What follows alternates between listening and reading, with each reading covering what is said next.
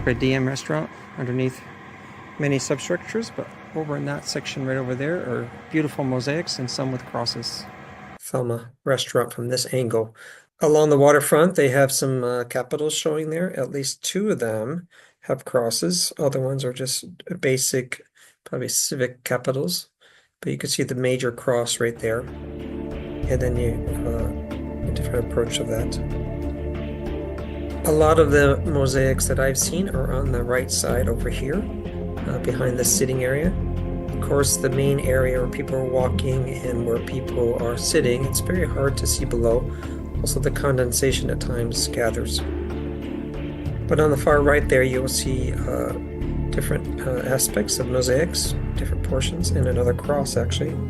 So this begs the question, why are there three crosses in this section? And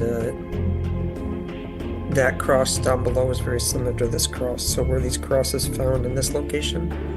If they were, then they are separate from the distance from where the other Byzantine is. The Western Byzantine building was a few blocks away from there. So was this another Byzantine church that was found in this area?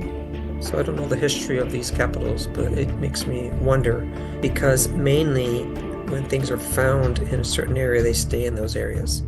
So I hope you enjoy your time there, and this is a good time maybe to go and get a beverage refreshment there.